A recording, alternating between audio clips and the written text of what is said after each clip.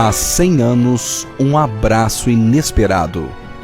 Na perfeição da história escrita por Deus na vida dos homens, representada pelo círculo que tudo envolve, eis a imprevisibilidade de um encontro. O santo abade Bernardo Tolomei abraça o santo lisboeta ou paduano Antônio, discípulo apaixonado do grande pobre de Assis.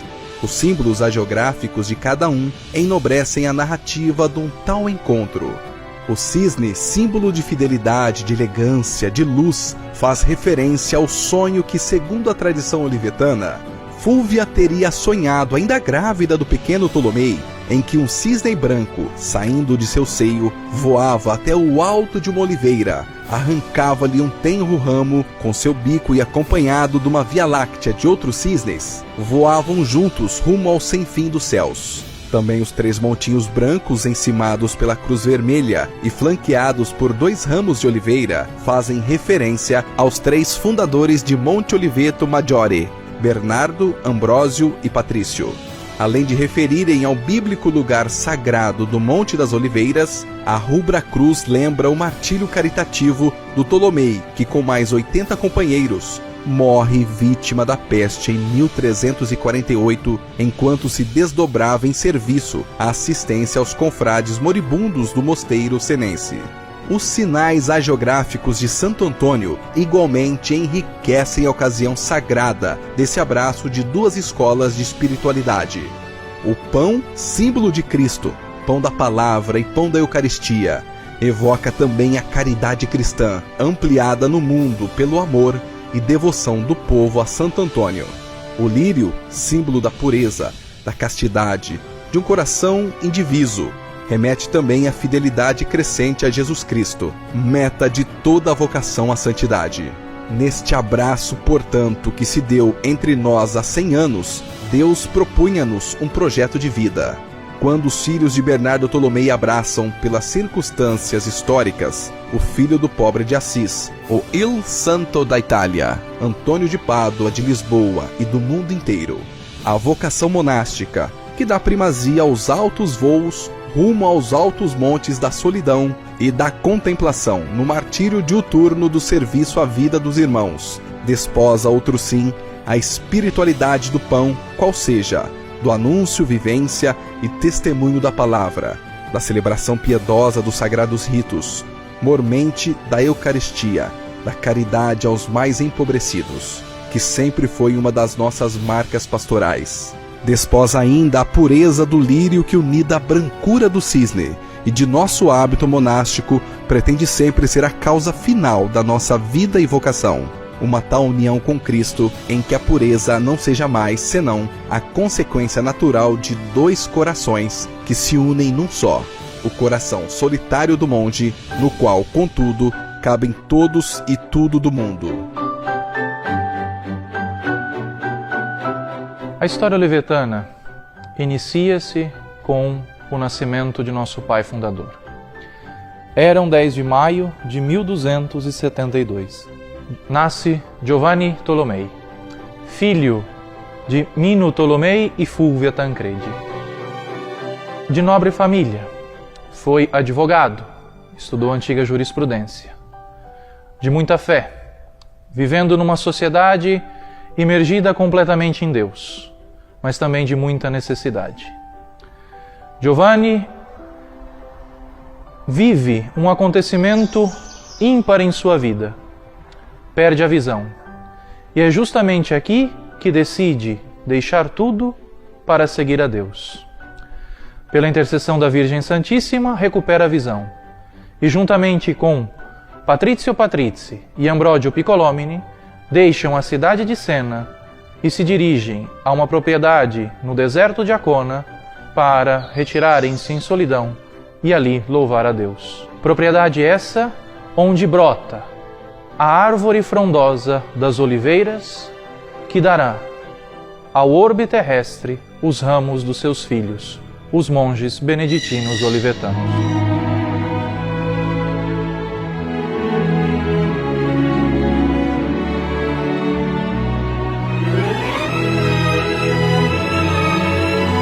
A história olivetana nas terras de Santa Cruz tem início em 8 de novembro de 1908, quando dois monges do mosteiro austríaco de Tanzenberg, Dom Columbancreuz e Fra Ambrógio Comenda, partem das terras austríacas em direção às terras brasileiras. Este movimento aconteceu graças a um anúncio de jornal que chegou nas mãos do abade Ecker, abade do mosteiro de São José, na Caríncia. Mosteiro esse que tinha como intenção a fundação de alguns outros mosteiros no orbe terrestre. O abade Ecker, ao contactar o vendedor dessas terras, imediatamente fecha o negócio, pagando ao padre Giuseppe Morrot, no ato da assinatura do contrato, 50% do terreno, deixando os outros 50% para serem acertados ao término da tomada de posse. A grande surpresa aconteceu que, ao chegarem no lugar chamado Cananéia, ao invés de encontrarem terras férteis, de produção rica, como descrita no jornal e pelo dono, padre Giuseppe Morrot, não encontraram nada além de um pântano. Lugar este pobre, sem a possibilidade de cultivação. Nada mais do que um simples brejo.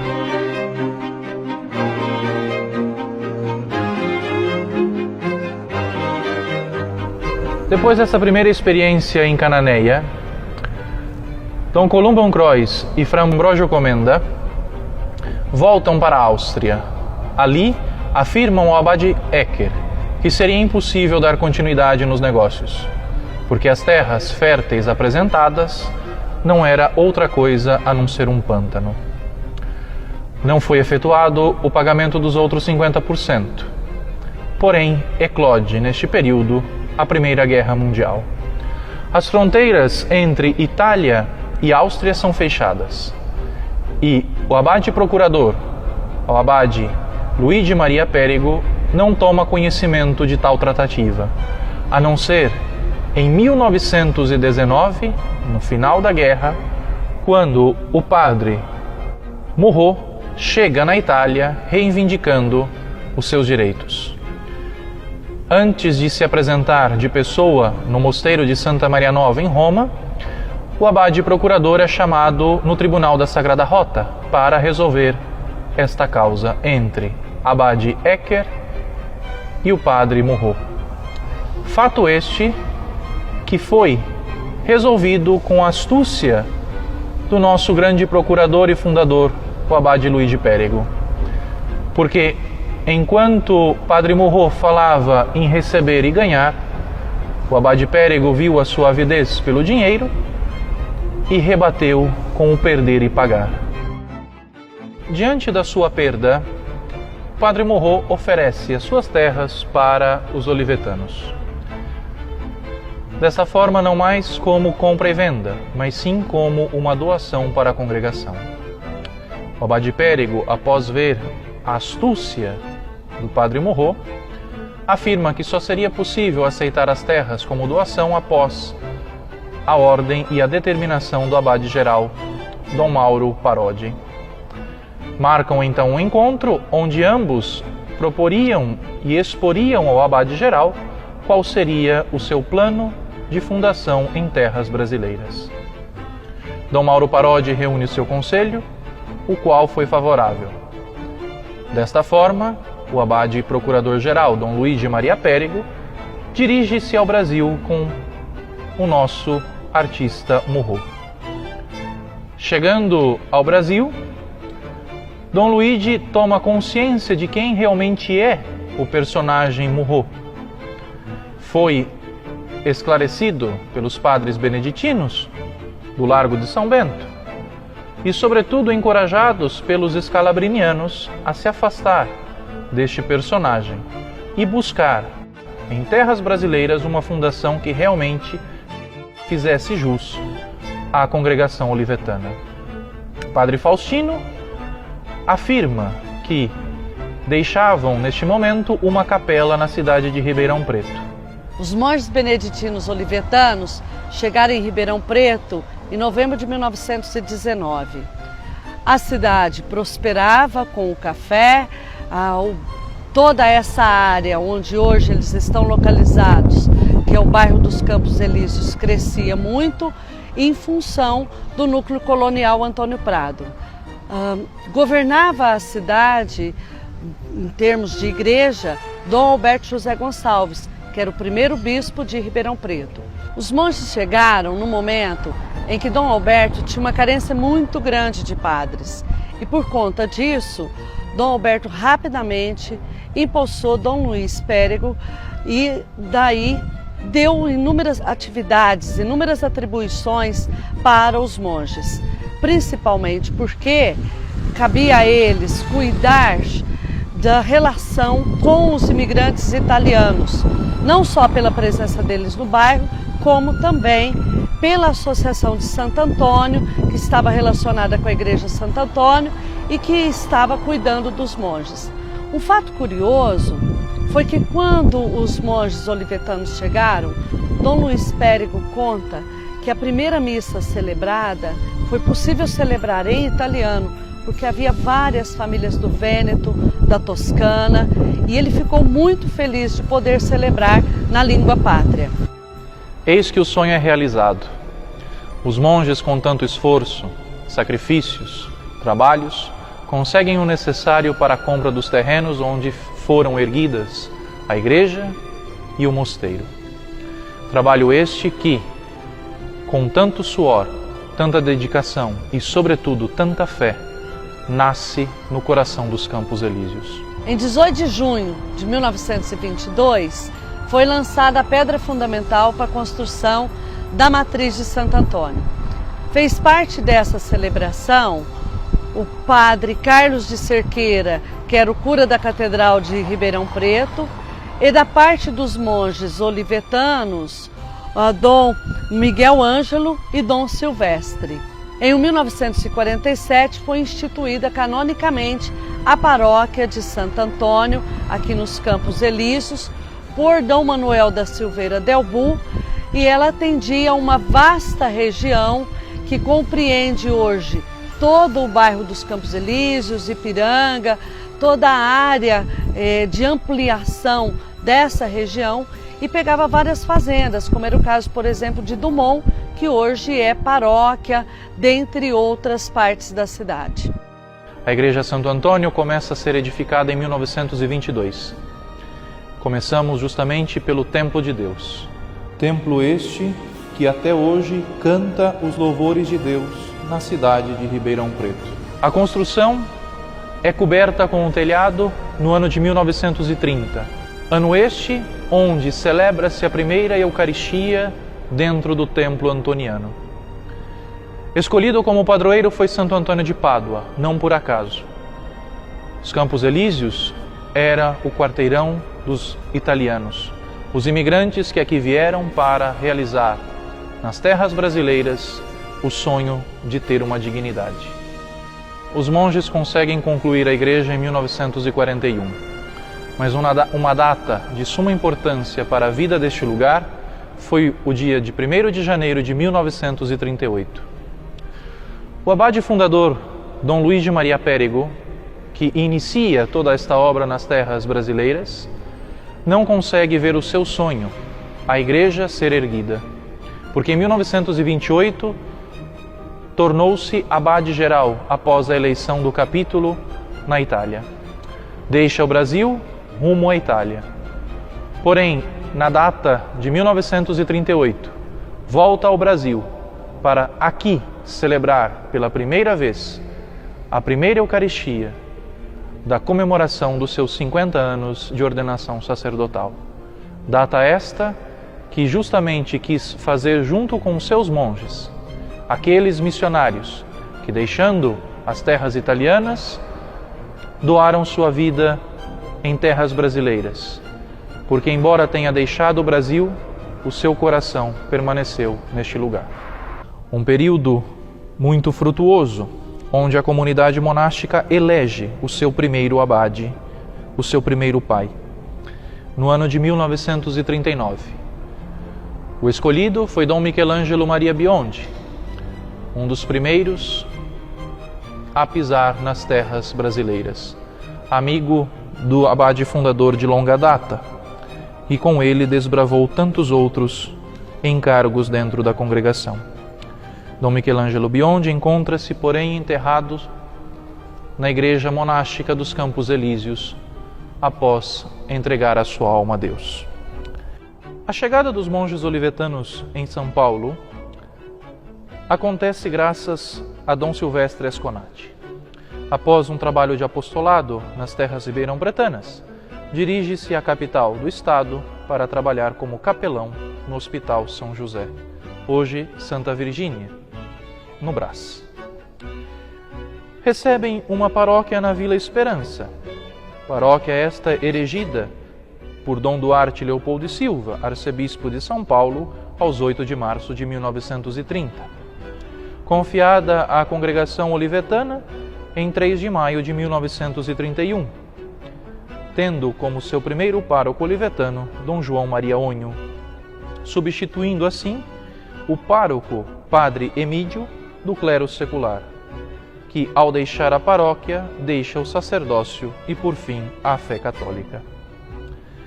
Em 1935, junta-se a Dom João, Dom Constantino Galassi, e iniciam, assim, a construção de uma nova igreja matriz, no dia 19 de abril de 1936, com a colocação da pedra fundamental. Passando assim da antiga matriz, que ficava localizada onde hoje é o viaduto Vila Matilde, para o lugar onde se erguem as paredes da igreja do Mosteiro Paulistano. Em 1945, se dá a inauguração da igreja matriz, embora interiormente inacabada. Em quase 10 anos de lutas e trabalhos, Dom João Onho e os demais confrades veem o sonho se tornar realidade. Se não bastasse o trabalho pastoral, os pioneiros da Fundação Paulistana sentem também a necessidade de construírem uma escola para atenderem assim às necessidades do bairro, um bairro pobre. No dia 14 de setembro, lançavam assim a pedra fundamental da escola, chamada Creche Nossa Senhora Menina, depois Jardim da Infância Nossa Senhora Menina e, por fim, Colégio Olivetano. O apostolado dos monges olivetanos em terras paulistanas continuam até os nossos dias.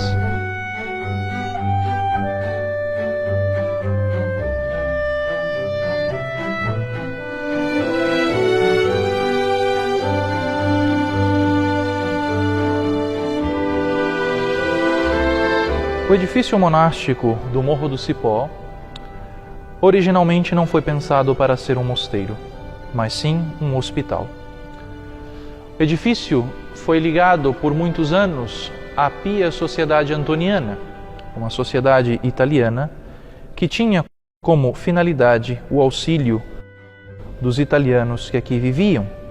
Mas, com o passar do tempo, vendo a impossibilidade de levar tal projeto adiante, decidem, em uma respectiva assembleia, a doação destes bens à comunidade beneditina olivetana que se instaurara nas terras brasileiras. Lá forma-se uma comunidade monástica, a exemplo daquilo que acontecia no convento anexado à igreja dos Campos Elíseos. Lá, os monges vivem uma vida de oração, de reclusão, sem deixar, porém, o auxílio pastoral às diversas paróquias confiadas aos seus trabalhos. Dom Casimiro Mazzetti, monge italiano, que tem como ideia inicial a fundação de um lugar onde os monges, onde as pessoas possam encontrar a Deus através da solidão, do silêncio, e dar assim o início aos santuários das 7 capelas. Capela após capela, erguida com auxílio de tantos personagens da época, com tantos benfeitores, iniciam assim a realidade de um lugar onde o povo de Ribeirão Preto e todos aqueles da região possam encontrar conforto, paz, serenidade. A primeira capela a ser erguida foi aquela de Nossa Senhora das Graças. A imagem de Nossa Senhora das Graças, ofertada ao município de Ribeirão Preto pelo município de Jardinópolis, colocando assim um ponto final na rivalidade entre estas duas cidades. O santuário foi erguido e desde então ergue aos céus os louvores divinos, onde todos podem buscar conforto, onde todos podem buscar um pedaço do céu nas terras de Ribeirão Preto. Paróquia Santo Antônio de Pádua, Campos Elíseos, Ribeirão Preto, dos monges beneditinos olivetanos. Há mais de 7 décadas, sendo para todos uma casa do pão da palavra, da Eucaristia e da caridade. 100 anos da chegada dos olivetanos no Brasil.